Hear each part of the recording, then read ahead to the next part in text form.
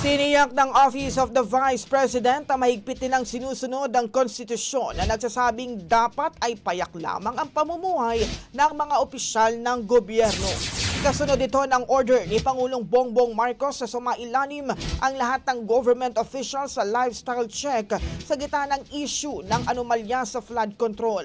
Sa media interview, idiniin ni OVP spokesperson Attorney Ruth Castelo na iutos man o hindi ni Marcos ang lifestyle check, mindful daw sila sa pagkakaroon ng modest lifestyle sa OVP.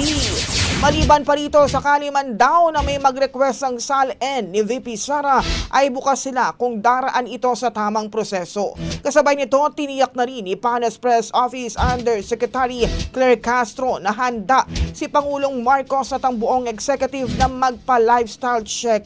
Samantala nang matanong naman kung handa silang magpa-drug test, idiniin ni Castelo na kung mag-order si VP Sara ng drug testing ay agad-agad nila itong gagawin. Ang bahaging ito ay hatid sa atin ng Maxan Mangosteen Santon Coffee. Max Healthy, Max Sarap.